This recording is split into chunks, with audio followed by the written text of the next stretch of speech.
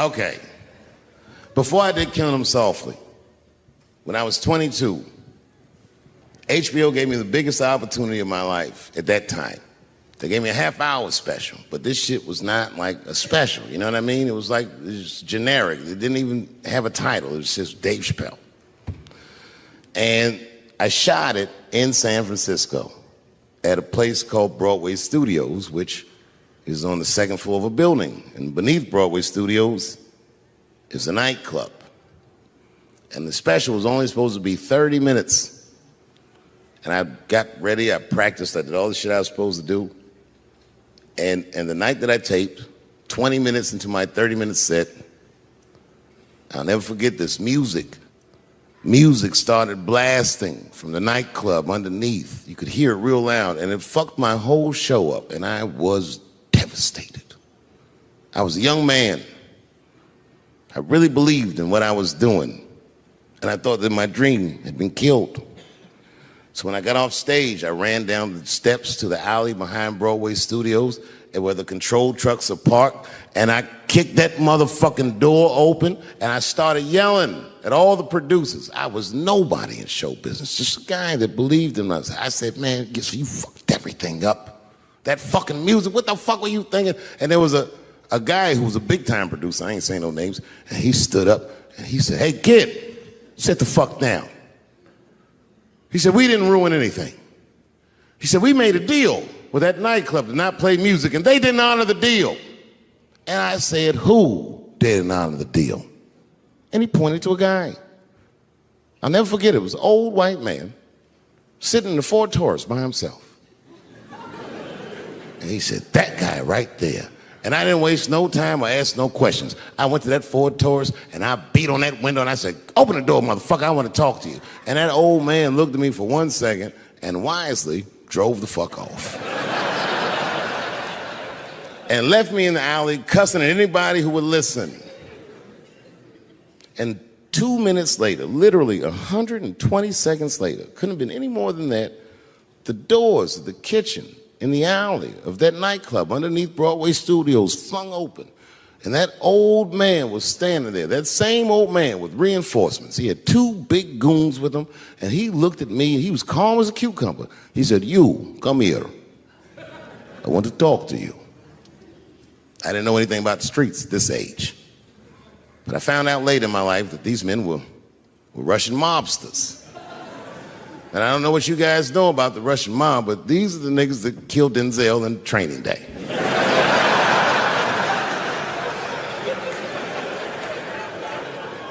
And all the producers knew what I was up against. They said, Dave, do not go in there. And I said, fuck y'all. And I walked right into that kitchen, and they closed the doors behind me, and it got dark as fuck in there. And I knew, I'm not dumb, I knew I was in a bad situation. But you have to understand, I believed in what I was doing, and I didn't give a fuck. Just kept cussing at these motherfuckers, telling them how they ruined my life. And that old man couldn't believe that I was talking all this shit. And as soon as I took a breath, he stopped me gently. He said, hey, kid, listen. Your friends lied to you. He said, we made a deal, but your friends never paid me. And when he said that, I realized I was locked in a kitchen.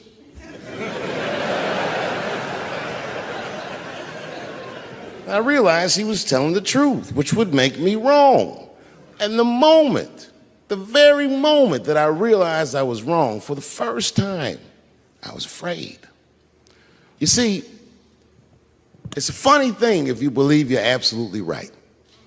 You can get drunk off the feeling of how right you are. That's why gay people are so mean.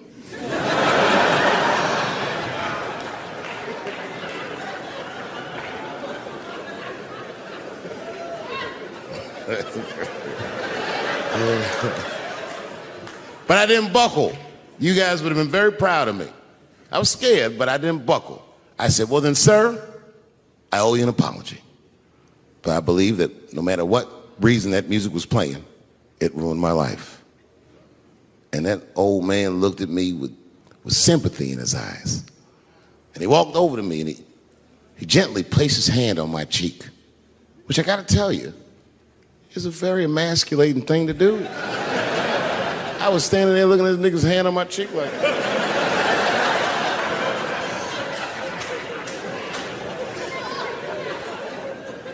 and he said, "You are a real man." And he tapped me on my cheek. Real soft. Just like that. The doors opened back up. The light from the alley flooded into the kitchen. And I just walked out alive. I lived to fight another day. And in that moment, I learned one of the most valuable lessons of my life, and I have to share it with you. And that lesson is this. In your life, in any given moment, the strongest dream in that moment wins that moment. I am a very powerful dreamer. Yeah, I'm not lying.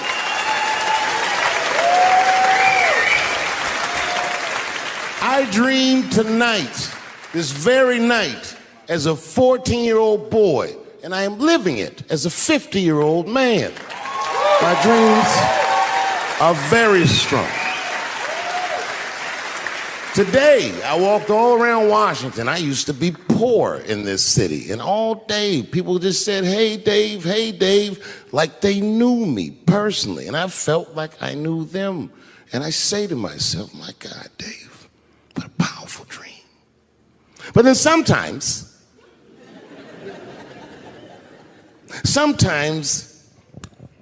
I feel regular. Feel like myself. Maybe I'll smoke some weed and be at some nightclub and feel shy. But I'll look across the nightclub and I'll see some guy that no one's ever heard of. But this nigga worked all week and got bottle service. And his bitches bringing Moet with sparklers to him. And I picture in my mind he's Persian. He's doing some kind of weird Persian dance. And he got 6 bitches at his table because he got so much liquor, and they all call him saying, "Go Cena, go Cena." And I'll be looking across the room like, oh my God, I'm in that guy's dream. I can hear him telling his friends, hey, how was the club last night? Man, that shit was fantastic. I had bottle service. I seen Dave Chappelle across the club looking at me like, ooh, who is that? And that's the trick to life. You have to be wise enough to know when you were living in your dream. And you have to be humble enough to accept when you're in someone else's. It's why I don't judge between Will Smith and Chris Rock. Because you guys look at them as big ideas, but I look at them as fellow dreamers. I can't judge between them because I see myself in both of them. I am Will Smith. I am the man that cannot take it anymore and will slap the shit out of the next person that says a crossword to me or somebody that I love. And I am Chris Rock. I am the man that can get slapped in front of the whole world and keep my composure so I don't fuck anything up. That is what men do. Men make boundaries. Men enforce boundaries, and men test boundaries. And no man tests more boundaries than a trans man.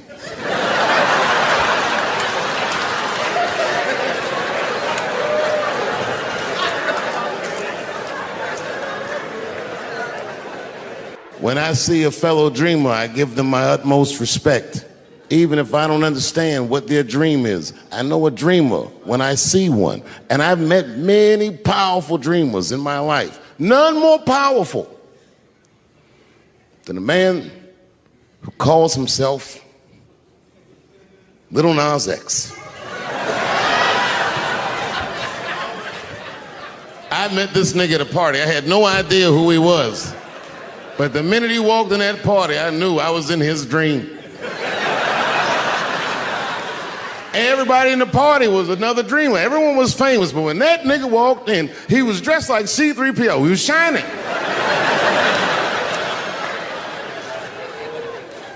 And everyone was like, oh my God, there he is. That's Lil Nas X. I didn't know who he was. And for some reason, out of all them dreamers, he walked right up to me. And he said, I tried to get you in my video. I didn't know what the fuck he was talking about. I said, what? I said, what?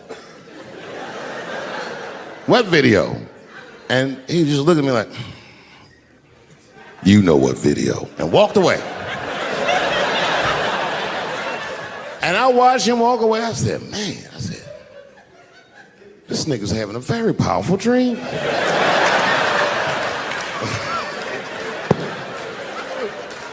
You know what it reminded me of? It reminded me of when we was in grade school. Remember in grade school, the teacher would ask everybody what they want to be? Timmy, what do you want to be when you grow up? And Timmy acted like he had an idea. He'd stand up, he'd say, I want to be a fireman. And the teacher would say, Timmy, that is a beautiful dream. But Timmy didn't mean it. Timmy said he wanted to be a fireman because deep down, Timmy's attracted to fire.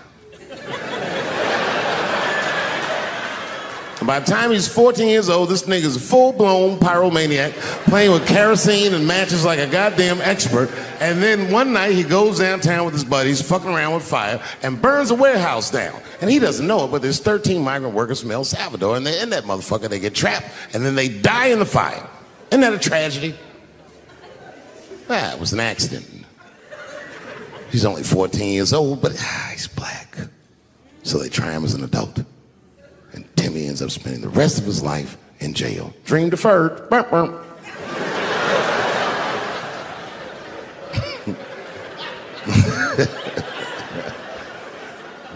What about you, Billy? Billy, what do you want to be when you grow up? And Billy stands up and he says, I want to be president of the United States. And the teacher says, oh my God, Billy, that is a wonderful dream. And Billy means that shit. Billy does everything right. That motherfucker gets his grades up. He joins student government. He even does extracurricular activities like show choir just to make his resume look good. He's on track to be president, but junior year he wipes. When he's 16, he gets his girlfriend pregnant and has to drop out of high school to make ends meet. But lucky for him, the local Walmart's hiring. By the time he's 20 years old, this motherfucker makes assistant manager at Walmart. He's the youngest one in the district. He says, oh my God, if I can keep this up for 4 more years, I could be a manager. And if I can keep this up for 6 more years after that, I could even be a regional manager and have as many as 3 Walmarts under my control. And he's a big picture guy. He sees where this path is going, so he kills himself.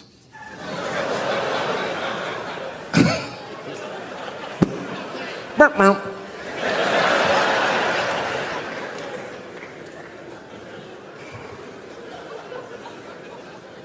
Well, what about you? What do you want to be when you grow up? I don't want to say, because I don't want the other kids to laugh at me. Who cares if they laugh?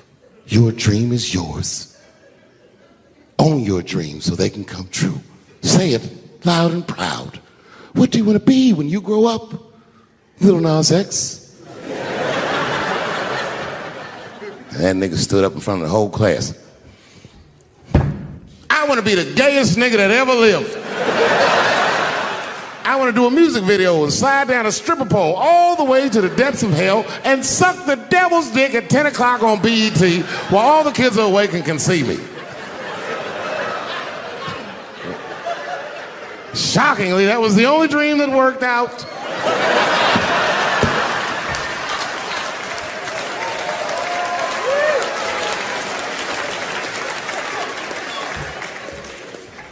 That's why I'm here tonight in the city where I built the dreams that I live.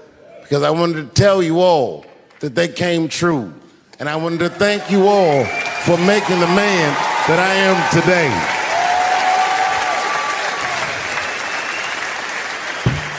Yes, I am living a very powerful dream.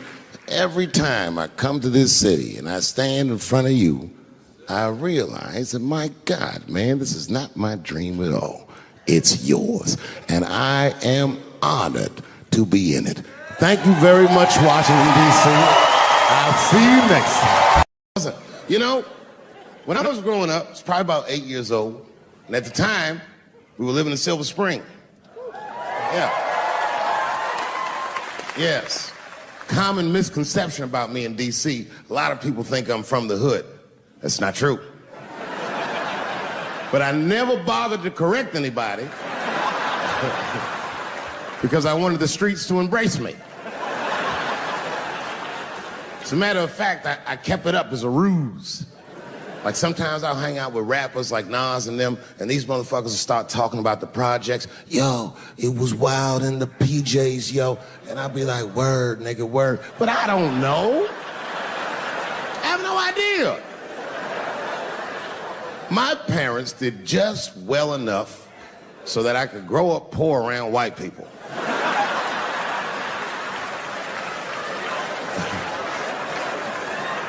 And to be honest, when Nas and them talk about the projects, nigga, I used to get jealous because it sounded fun. Everybody in the projects was poor, and that's fair.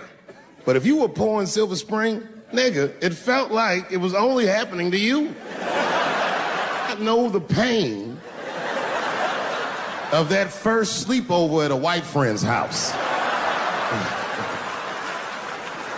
And you come back home on Sunday and just look at your parents like, y'all need to step your game up. Everything in Timmy's house works. Remember the first time you saw that? In a cold winter, and you'd be at a white friend's house and see the motherfuckers in their living room without their coats on?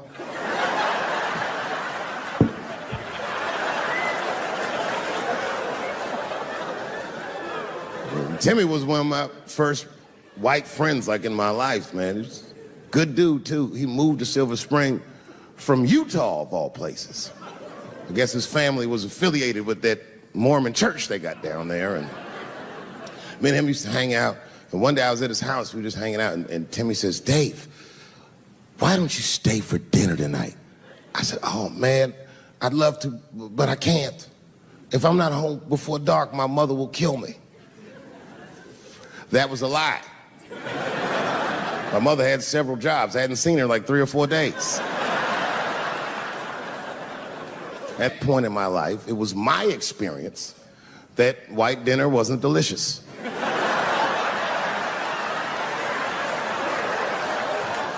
I'd rather go home and fry some bologna or some shit like that.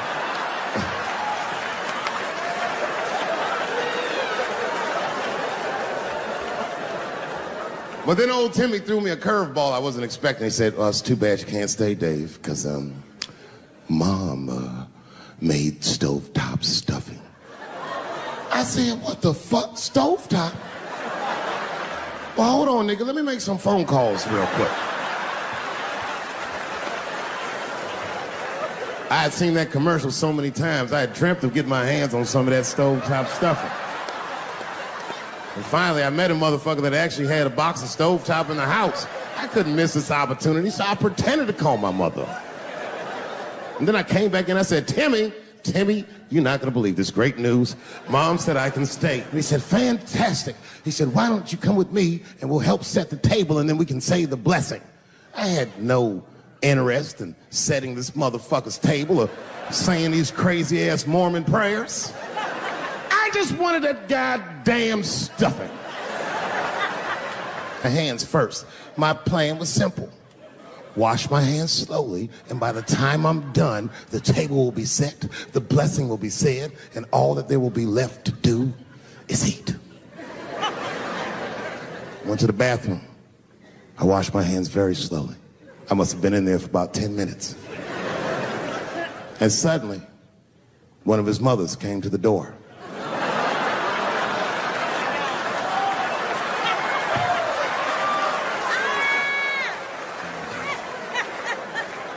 She was like, hi, David, right? I said, yes, ma'am. She said, Timmy tells me that you're planning on staying for dinner. I said, I hope that's not a problem, ma'am. She says, no, it's no problem. In fact, we'd love to have you. It's just that we weren't expecting company. And I'm afraid there's not enough stovetop stuffing for everybody. So I kicked her in the pussy. Bam! Ladies and gentlemen, I told you I'm dope, nigga. I told you what I was gonna say and you still didn't see it coming. And that's why I make the big bucks.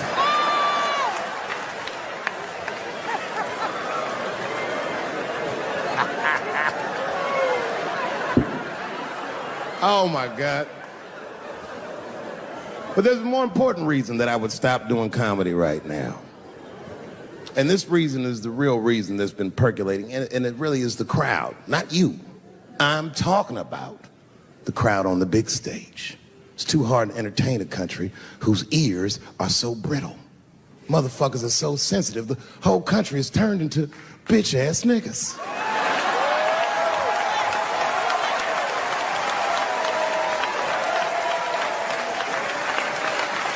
Everything you say upsets somebody. You know, I can remember when it all started. It was when I was doing Chappelle's show. When I was doing Chappelle's show, I used to do the show, and then on the weekends I do like concerts and shit like that. So I'm doing a concert, and there was a couple in the front row, beautiful couple. The wife was obviously Asian. You could see it in her face.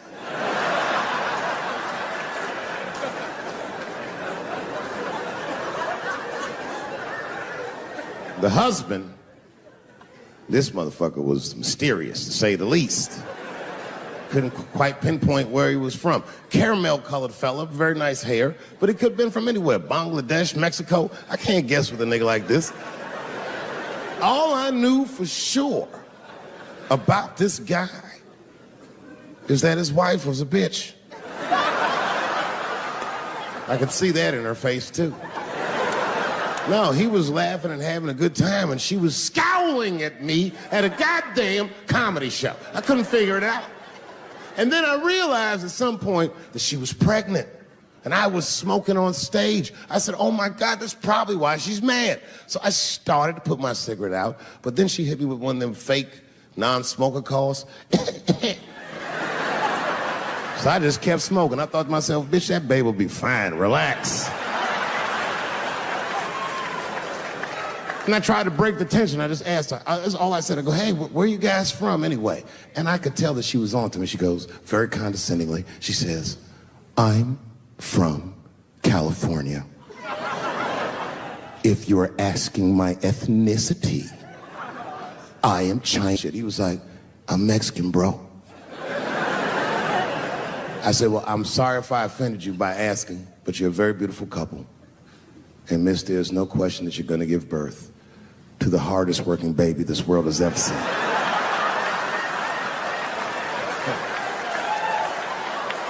That's not a bad joke.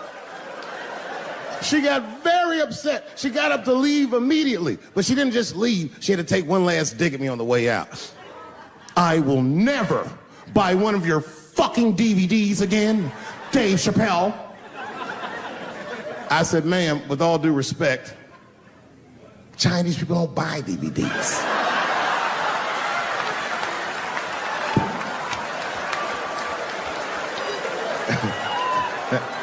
And the crowd went crazy. We were all laughing, having a good time. I didn't even think anything of it. And then just 3 days later, this lady sends a fucking letter to my promoter telling him not to book me for shows anymore because I was, quote, racist, and I'm quoting her, insensitive to the nature of my interracial marriage. I was like, word, bitch, I was.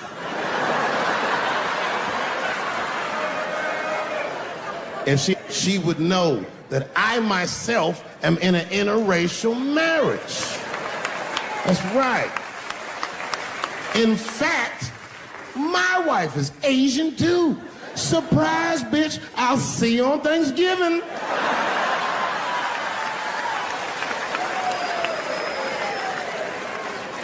But my wife's not Chinese. She's Filipino. That's right, that's right. And our kids are Puerto Rican somehow, so there you go. But I don't give a fuck about interracial marriage. In fact, you know what? My mother is half white. A lot of people don't know that. Well, all right, you were a little too excited, but okay. A lot of people don't believe me when I say that, but it's true. You can't tell looking at me, but if I grew my hair out, You would think you was at a fucking Cat Williams concert. My shit is beautiful. Yeah. Thank you. Thank you very much.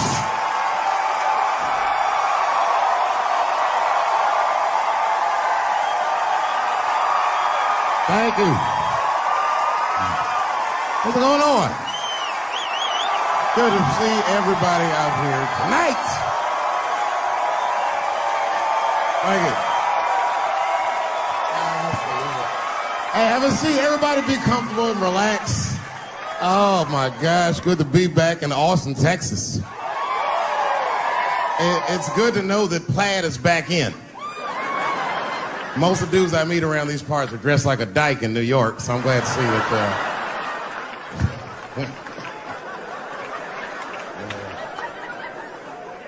Man, fucking Texas, this place is pretty good.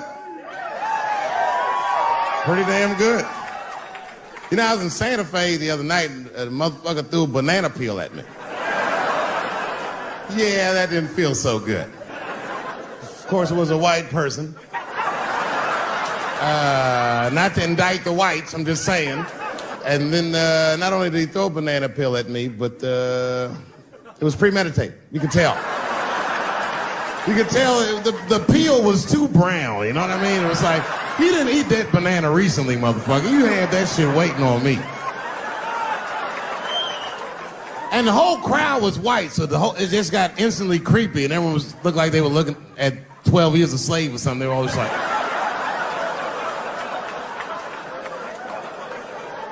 Who the fuck does that? And then they arrested the guy, which was... I said, someone's gonna fuck you in the butt in the holding cell. You know that, right? Can't just be throwing banana peels at Dave Chappelle. They're not gonna let you get away with this.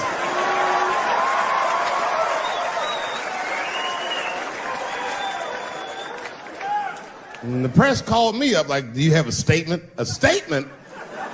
For a fucking banana peel? No! I don't have anything to say. This guy was like fucking famous for throwing a banana peel at me. 20 years from now, he's gonna be tucking his kids in the bed and the kid gonna be like, Daddy, tell him about the day that you threw that banana peel at that nigger in Santa Fe. Boy, I'll tell you what, that black motherfucker saw his name up on the marquee about a week before. I said, man, if I could just get close enough to meet him, throw a banana on that nigger and show him how. Fucking banana gate. I didn't even want to press charges. You know, this has happened to me before. No, sir, it's not a banana. I live in Ohio, right? So this is like a few winters ago. Oh, I didn't know you would ever clap for that. Well, all right. That's the first time that shit's ever happened. Ohio! Anyway, I live amongst the whites. Small town in Ohio.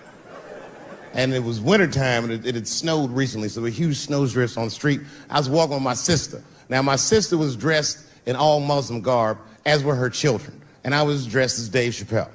And we were walking and just talking about something, and a car sped around the corner, and the window came down, and somebody threw a snowball and hit me right in my shoulder. I didn't know what was going on. Why was this happening? Because I'm black, because she's Muslim, because I'm Dave Chappelle. I couldn't tell. But again, I knew it was premeditated. Because who the fuck has a snowball in a warm car? Way through, lady, because he went around the corner and got stopped at the red light. He was caught in the traffic.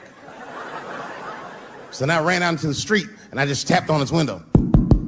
Hey, my man, can I just talk to you guys for a second? Come on out for a second. I just want to talk to you. There's 4 young white dudes in the car. They were like, just chill, bro. I said, relax. I just want to talk. Now, this is an old black trick. Really, I didn't want to talk. I was going to fuck them up. So, if you're ever caught in traffic and a black guy starts saying he just want to talk to you, don't open the door, nigga. Even if he's me, smiling at you. And they were like, chill, bro, just chill. And then the one guy in the back seat, I don't know what, he was just cockier than his friends. He was like, fuck it, man. I'll get out the car. And I started yanking on his door. Let me help you, motherfucker. Let me just help you out. And I didn't notice his window was down. And he threw a snowball and shit me right in my chest. Pow. He said, fuck you, you fucking nigger. And then the light turned green and they sped off. And I smiled from ear to ear. I looked at my sister and she said, I got the plates. And I was happy as shit because throwing a snowball at a motherfucker is a misdemeanor assault. But if you call him a nigger, and me and my sister start dancing, we gonna send this motherfucker to jail. Now, I didn't notice it, but while I was yelling at him, a crowd of all white people had formed because it was an all-white town. And I was like, uh-oh, I thought I was gonna get jumped. And one of them white guys stepped down and was like, I didn't like that at all. This is not what this town represents. I don't want this goddamn stuff in my vicinity. And another white guy was like, yeah, I didn't like it either. And then an old white guy stepped out of the crowd and said, young man, if you're going to fill out a police report, I would like to come with you and do the same. I said, you guys would do that for me? And the whole crowd said, hooray! I said, come on, y'all. I look like Malcolm X going to see Brother Johnson with a trail of white people.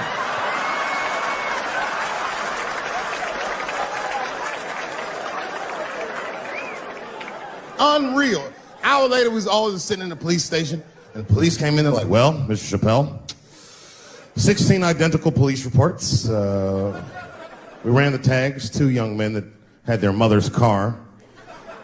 We have all 4 suspects in holding. Their mother is here. It's up to you. Whatever you want to do. If you want to press charges, we'll move forward.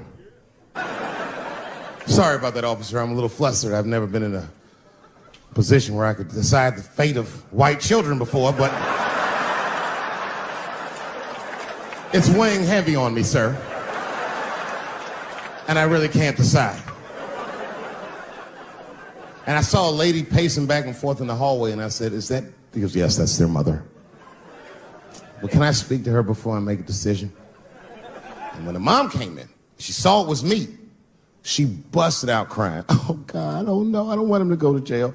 I am so sorry. I didn't raise him to do this. We love your comedy. We love you at the house. I said, miss, please, just, all right, look, I don't necessarily want your son to go to jail either.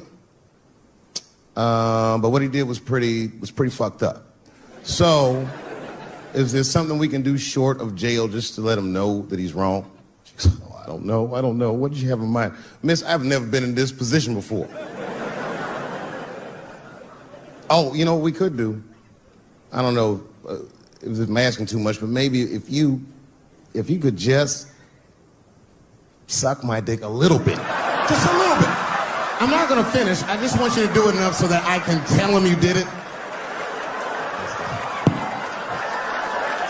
I'm kidding. I wouldn't do that to anybody's mother. Maybe my kid's mom, but that's it. Ebola was in Texas. Ebola made a visit. Killed that man in Dallas. 5 days that man melted to death. What happened to the brother in Dallas? Where was the secret serum is what we all said. I remember in the beginning of Ebola, there were 2 American doctors that got sick in Africa. They flew them in a private jet straight to Atlanta to the CDC. I didn't even know CDC saw patients. There it was said they administered what the New York Times called a secret serum. I don't know what's in it. It's just like Colonel Sanders' recipe. But both of these motherfuckers survived. These doctors, thank God, are healthy. They are out there somewhere tonight at Whole Foods, touching vegetables, walking around. Everything's okay. Hey, Frank, how are you? Oh, you didn't hear? I had Ebola last week, but I'm doing all right now. I was bleeding out of my eyes and anus, so I got concerned, but I'm okay. What happened to the brother in Dallas? They just rubbed some Vicks on that nigga.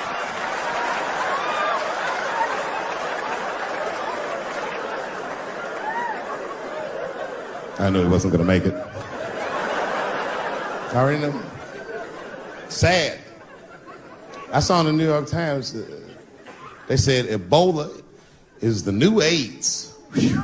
Isn't that something? Here I am thinking that old AIDS was working just fine. And they already have a new AIDS out. Isn't that amazing how they do that? Isn't it weird how there's a disease that just starts in 1980 and it doesn't kill anybody but niggas, fags, and junkies? Isn't that a fucking amazing coincidence that this disease hates everybody that old white people hate?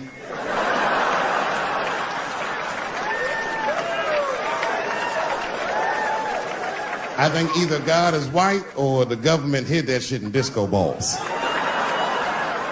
Only fun people get AIDS. Last month on the front of the New York Times, the measles was a headline. I had to check the date of the paper. I was like, measles, what is this, 1850? What the fuck is this? Why is measles in the news? Turns out they were trying to decide if mandatory vaccinations for children is the way we all want to go. Any thoughts? I'm sorry, ladies and gentlemen, I don't know. I don't know about this one. First of all, black people generally don't trust doctors. After the Tuskegee experiments and all that shit. More importantly, don't forget Michael Jackson was killed by a doctor. Granted, he was doing drugs, but if I was a heroin addict and I had a licensed physician injecting heroin in me, I should survive that. I'd just be looking like, oh, I'm good, right? I'm good. It's not too much, is it? Dr. Butterfingers killed Michael Jackson. After that, I was like, fuck going to the doctor. The fuck am I getting my kids vaccinated for an old-ass disease like measles? This is ridiculous. You might as well give them a diarrhea shot if you're so worried. Diarrhea has a bigger body count than the measles do. Diarrhea is funny today, but 100 years ago, if your ass had diarrhea, you were a goner. There was like a 0 chance of survival. You get that first squirt, uh-oh. Better start getting my affairs in order. But I don't have much time. It's diarrhea. It's very serious. You just watch your buddy slowly die in a pool of his own shit. I give up diarrhea. Nowadays, your buddy will just be like, oh, well, you got diarrhea? Just eat a banana, nigga, drink some water. Let's get to the club. Still make last call. Tough time for the blacks.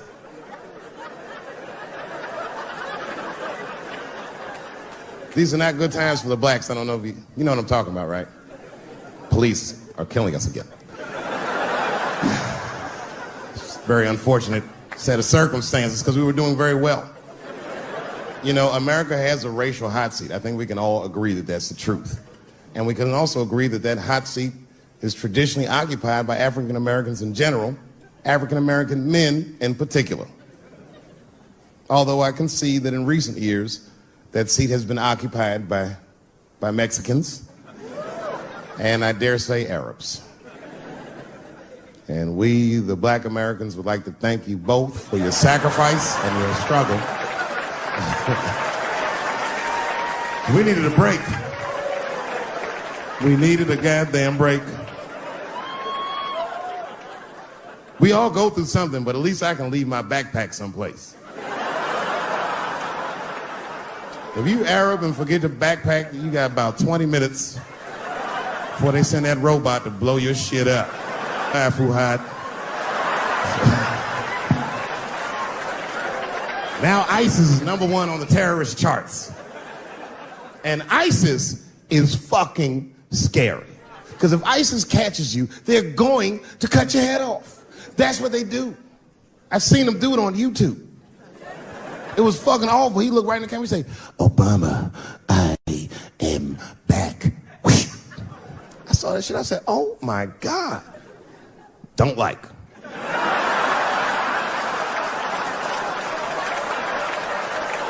How's this guy cutting people's heads off on YouTube? I can't even post a dick pic, and this motherfucker is decapitating people. I'm gonna have to change my settings.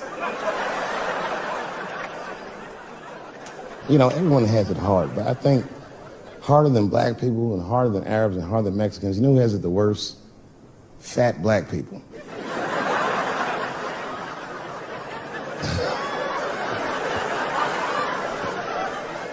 It's hard for white people to understand, but that's what I'm saying is very true. Fat black people have a really rough road because all manner of things kill white people. But you know what kills more black people than anything, more than police and terrorism? Salt, nigga. Regular. Here, white people are getting Ebola cures and shit, and meanwhile, I'm dying from fucking the flavoring.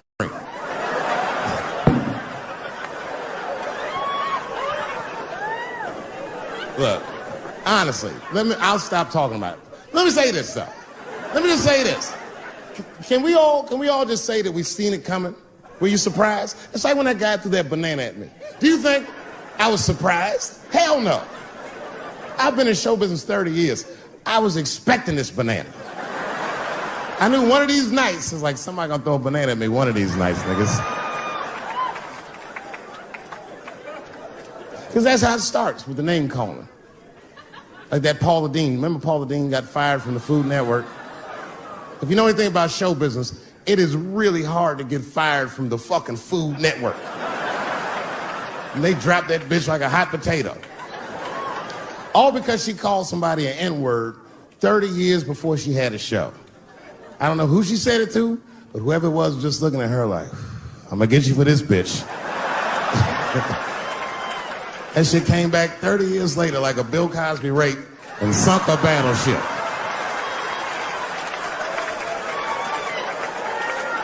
And every black person was mad, but we weren't like that mad. I was just like, well, how's this bitch gonna call me a nigga when she taught me how to fry chicken? That's not fair.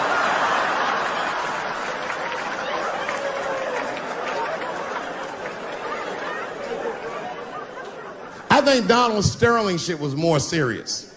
Remember Donald Sterling? He used to own the Clippers, and then he got caught on a secretly recorded tape saying some very unsavory things about African Americans. And there's a lesson in that for all of us. The lesson is, if you are old and white and racist in this great country, whatever you do, don't tell your black girlfriend about that shit, because that's who made the tape. She recorded all that shit, and the tape was terrible. He was like, stop bringing these black guys to my games. First, we're all confused, like, well, how the fuck are you gonna have a game without us? But it turned out that the black guy he was speaking of was none other than Magic Johnson, the billionaire. Unbelievable. Never even mentioned the fact that he had AIDS, which is... This guy must be really racist if AIDS is the footnote. Well, you gotta be careful, baby. He got the old Ebola.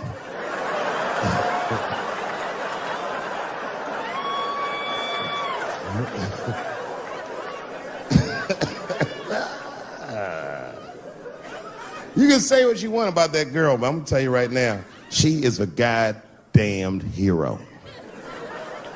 Because you might have thought these things were happening before, but now you can see it all in front of you without a shadow of a doubt. That shit actually went down.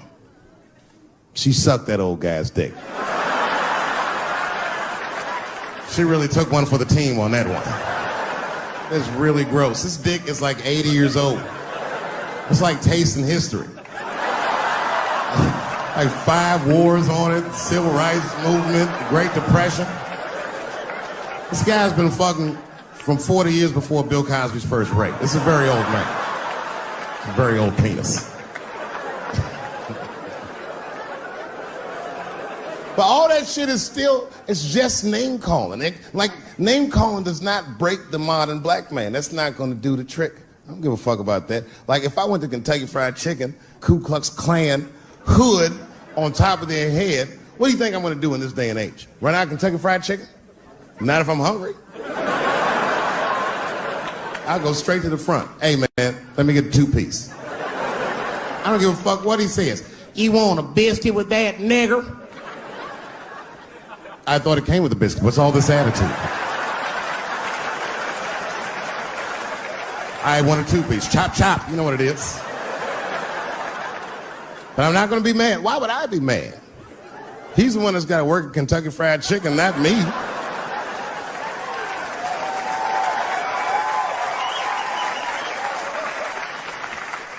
Or how about this?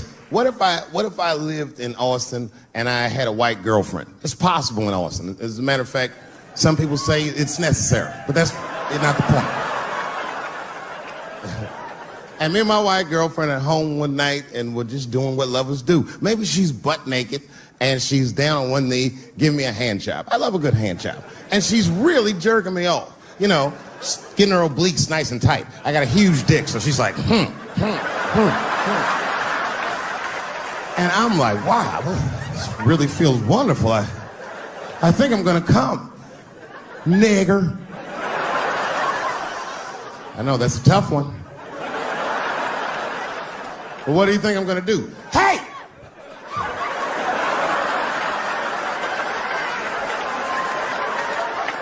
That's no time for integrity, ladies and gentlemen. I'm busting that nut in her face. I'll sort through the ethics later. But I'm what they call a man of his word. If I say I'm coming, oh, I'm coming. I don't give a fuck what happens. God forbid somebody could shoot me. If I say I'm coming, it's still like, oh.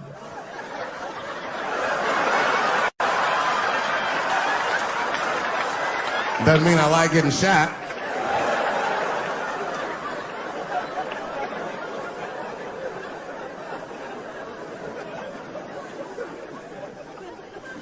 Boy. Yeah, tough time for the blacks. I'm not gonna say nothing about the police. I'll leave that for Chris Rock.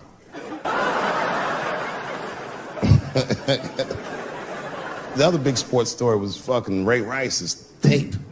Anyone see that Ray Rice tape? I can't stop watching it. It's fucking awful. It's the most violent thing I've seen happen to a woman that was shot in color. Really fucking bad. Like, if I could have froze time at that moment and gave Ray Rice some advice, I don't think there's any way possible I'd be like, you should punch her in the face. It's a fucking terrible idea. At the same time, I also believe she shouldn't have rushed him. What the fuck was he like? Yo, you can't beat him. Miss. Don't rush a motherfucker that's trained to stiff arm people in the clutch. He's gonna get the upper hand.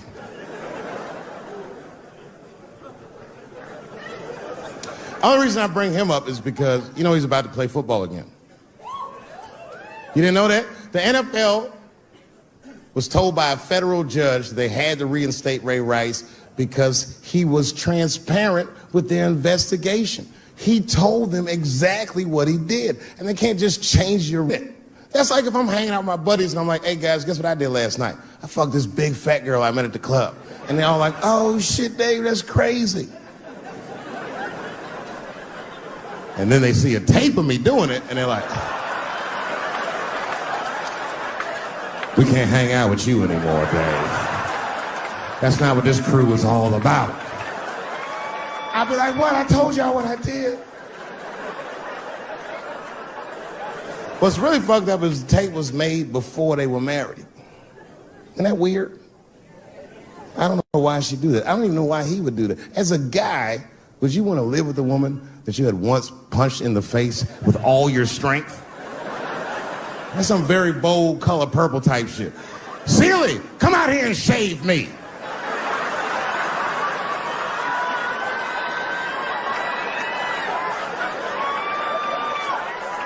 You out of your fucking mind?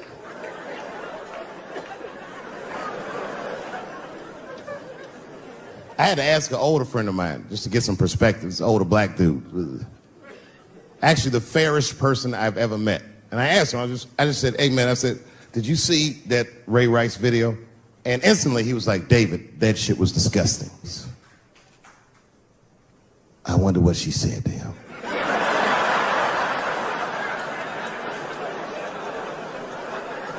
I don't think that matters. I think the idea is you're not supposed to punch her in the face. My wife says terrible shit to me. My wife once called me a pussy in front of dinner guests. I know, I started to get mad, but then I was like, fuck it, she's probably right. I am a pussy, I admit it. I'm soft and warm and persuasive, like a real pussy. Right. And then I told her, I said, and if you don't take care of me properly, I might stink like your pussy. Oh, we fight dirty at the Chappelle household. It's not a big deal.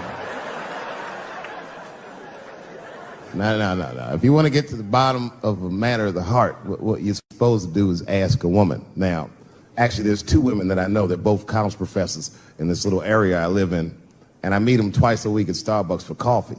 Talk about important shit. And I asked the girls, who's Ray Rice? After he punched her in the face with all his strength. And one of my girlfriends said, David, you need to wake the fuck up. She's staying for the money.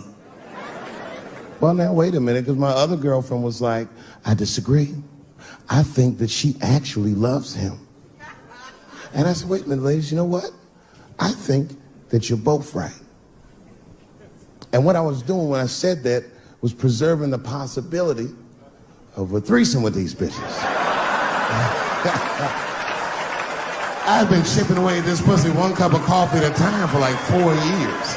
I was gonna throw all that hard work away with some Ray Rice shit. I don't care that much.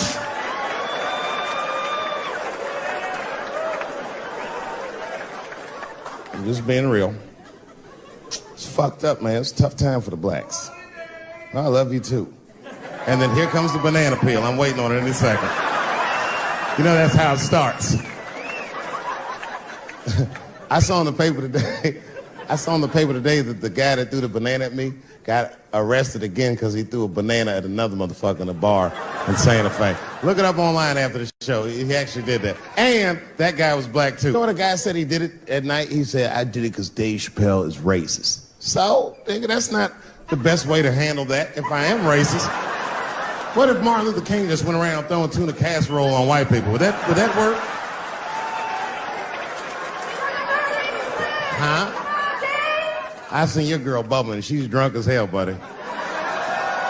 Listen, sir, I don't know what she's saying, but just take my advice. Get some water in her, or you're gonna have some dry pussy when you get home.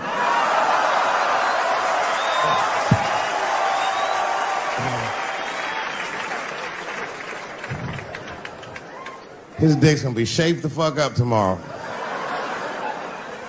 Santa Maria. Who got a cigarette in here? Anyone got a cigarette I can borrow? Yeah, you fella. Yeah, please. Well, let me see this. This is a Marlboro menthol. This could have been anybody. If it was a Newport, I'd be like a black dude threw that up. But a Marlboro menthol, that's one of them riddles.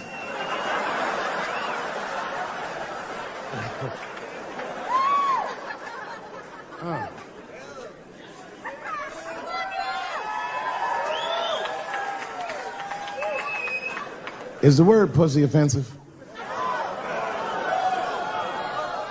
All right, just checking. I asked that crowd when we was in Denver, I said, is the word people?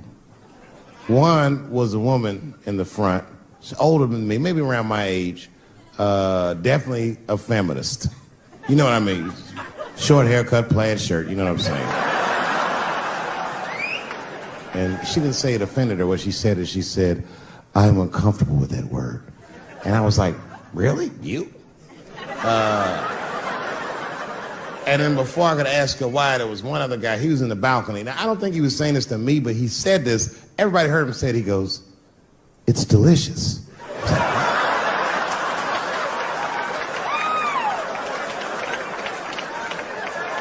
I don't think I've ever heard pussy called delicious before in my life.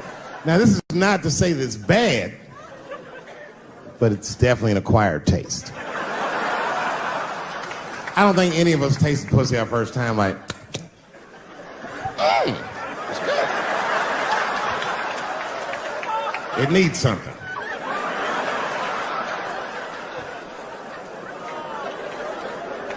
You know, it's illegal for a gynecologist to say the word pussy. They can only say vagina, or they can name individual parts medically, but they can never say shorthand, even if the gynecologist is a woman. I feel like if it was a woman...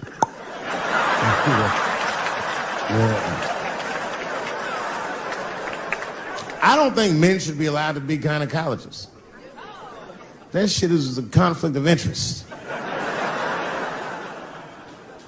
Even when my wife was pregnant, we used to go to the gynecologist.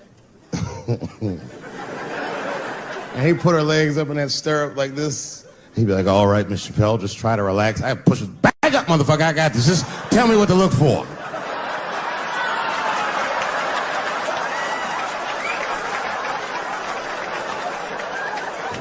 One of those home-style checkups. There's too many ethical questions when men do that. Like, can a gynecologist lose their license for smelling their fingers during an exam? Is that illegal? How could they not? These are men. It's like if you have a good barbecue, you don't even think about it. You just...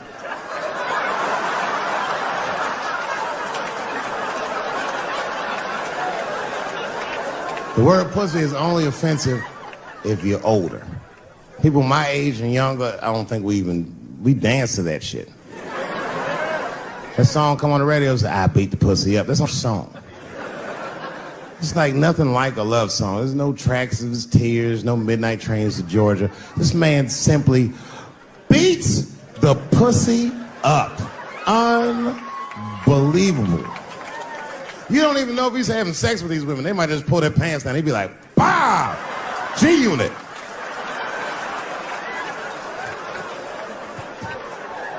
Like you'll be watching HBO. Hi, I'm Larry Merchant, standing here ringside with the pussy after a devastating bout with 50 Cent.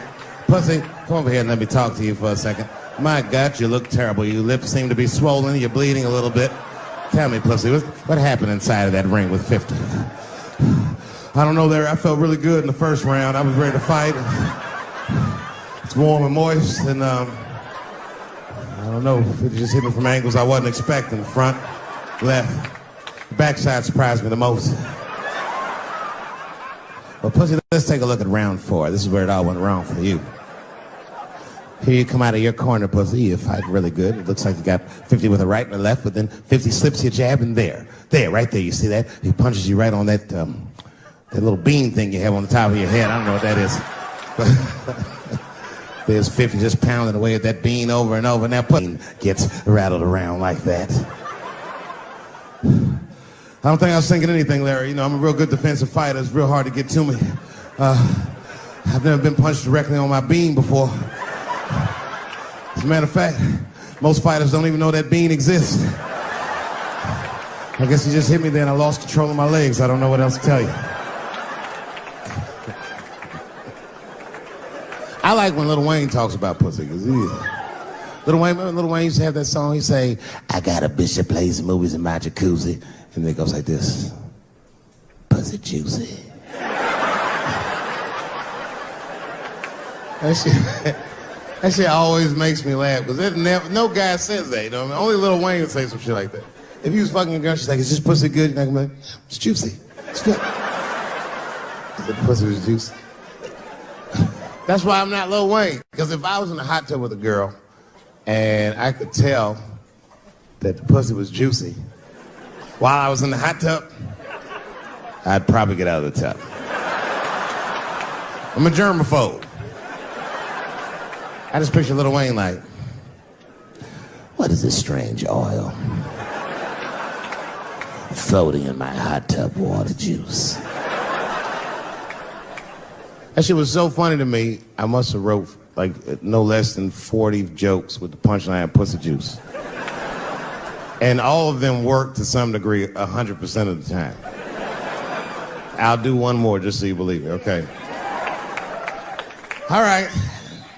And this next piece, it's a special episode of CSI. For some reason, Lil Wayne is guest starring as the lead detective, okay? That's the setup. Are you ready? Here it goes. Has anyone else been on this crime scene? No. It's very strange. This place is virtually undisturbed. No forced entry. No sign of a struggle. Shine your flashlight right here. Just sticking something. What is this? What is this? It glistens in the light. Smooth to the touch. Pussy juice.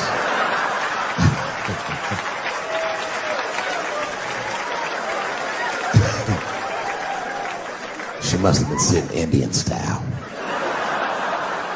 39 more where that came from.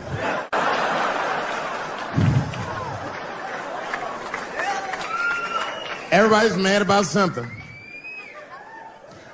Recently, I got attacked online by some gay bloggers, and it hurt my feelings. I have no problem with gay people, but I fucking hate bloggers. I'm not saying it because this person was gay. They was acting like a bitch online. They was like mischaracterizing my jokes, trying to make a point off of me, when it was really, it's like, yo, I'm your ally, motherfucker. I'm not trying to stop gay people. I got better shit to do. This motherfucker was saying things to try to get gay people to beat me up. Seriously, he was like, Dave Chappelle's jokes. I don't know how he actually talks. I'm just making his voice up. Dave Chappelle's jokes were an affront to the manhood of all gay men. What the fuck does that mean? I didn't say anything that would allude to gay men not being men. I know you men. In fact, what could be manlier than fucking another guy in the ass? It's the most gangster shit I've ever heard of in my life. I told you I'm not cut out for that. I'm a pussy. You know what I said? That's all I said. First of all, I'll tell you right now what I said. And I will tell you that this was not a joke. It's a true story. And I just happened to tell it. All right, what happened was I went to a gallery party, all right? I don't know who in here has ever been rich before, but these are very nice parties. You know, wine and cheese and ball of conversation. And there was a few eccentric types, one of which was a very wealthy man that happened to be wearing a dress. I don't know what you call man. This is a tranny or a drag queen, perhaps. Whatever it was, this is definitely a man. And this man was definitely on drugs. I don't know what kind of drugs he's on, but I knew he had too much. He didn't look good. It's like this. He's like, he looked sick. And all his friends were standing around him, concerned, trying to revive him. I don't know whether it looked like some kind of gay CPR. There was fanning and shit.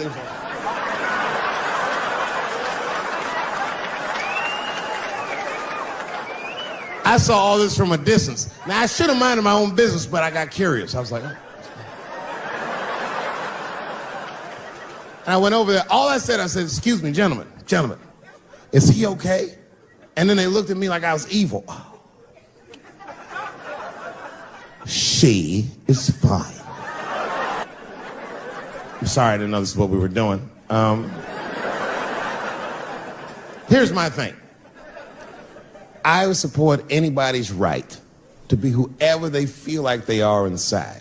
I'm your ally in that. However, my question is, to what degree do I have to participate in your self-image? Is it fair that I have to change my whole pronoun game up for this motherfucker? That doesn't make sense. Seriously. If I put on an Argyle sweater and I'm like, hey, everybody, I feel like a white guy in this sweater and I want some goddamn respect and a bank loan. That's not gonna work. Give a fuck how I feel. Why should I give a fuck how you feel? Nigger is a pronoun. But there was no time for philosophical debate. This was an emergency situation. I said, fine. Sorry, guys. I was just worried because she looks terrible. And she just fell off the bench.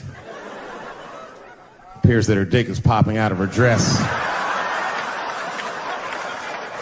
You mind if I call an ambulance, champ? I'd rather not be at a party where a tranny ODs. There's too many questions to answer.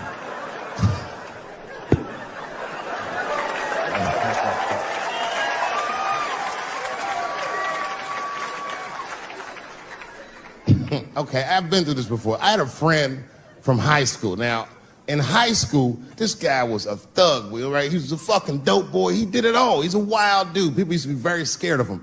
And then after high school, word on the street was he'd come out the closet. I personally didn't believe it. I bring him up because last year, he calls me out of the blue like, yo, what's up, man? I got your number from so-and-so, and I heard you're going to be in New York doing a show. Could I get some tickets? I was like, fuck yeah, get some tickets, man. How you been? He said, well, we'll catch up at the show, man, but yo, I appreciate it. I'll see you soon. I said, all right, man, take care. And I was about to hang up, and I couldn't resist. I was just like, hey, nigga, I heard you was gay. What's going on with that?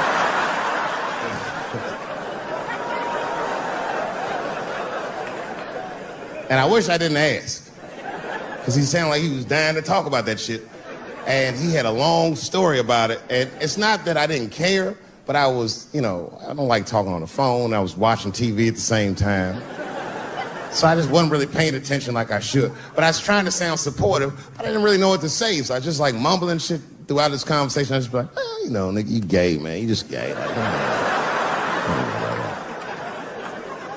This went on for a while, and then finally I had to say something like definitive to get him off the phone. And I was like, hey, man, you know what? Don't let people get you down, all right? And the next time someone tries to make you feel bad about yourself, just remember, everybody fucks funny to somebody.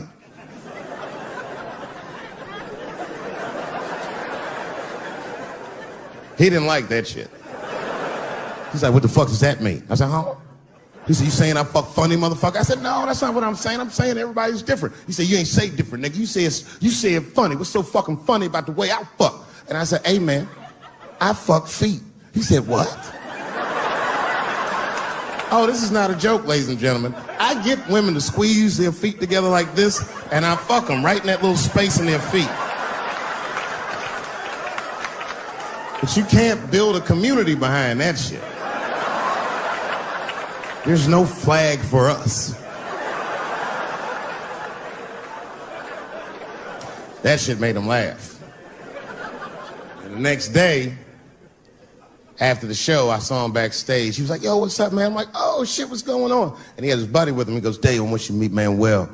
Manuel's my fiance. We're in New York getting married because it's legal here. I said, well, gracias. And he went to go get some drinks. And then my buddy looked at me, he was like, so Dave, what do you think? And I started mumbling again. You gay, nigga, you just gay. He said, yeah, I'm a little nervous about getting married, man. It's a big step. I said, yeah, it is, it's a big step. He said, well, you've been married for a while. You got any advice for us? No, I'm married to a woman, sorry about that. And he corrected me. He said, no, you married the person that you love. So it's essentially the same. I said, man, the problem with that statement is that it makes the assumption that I love her. But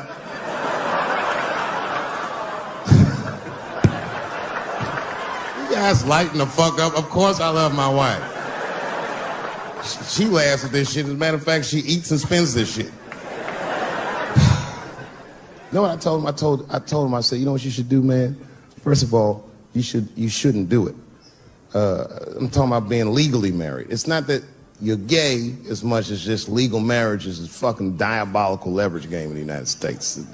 I'm just being honest. Devoid of religious significance or the idea of love, marriage is nothing but an awful contract that you shouldn't sign. I'm just being real. Because you start out loving each other, and then like 2 years later, you're just building a case against one another for a hypothetical court date that may or may not ever happen. You throw being gay on top of that, that shit is explosive. Like I said, Ray Rice shit. Okay, right after Ray Rice went through all that shit, I was at a party and I met this kid, Michael Sams. You know Michael Sams? Very nice guy. He's the first openly gay NFL player. And Mike's a very nice guy, very brave guy. But when I met him, I couldn't help but thinking, his wife up in the elevator. Is that domestic violence, or is that just two niggas working shit out in the elevator? You know what I mean?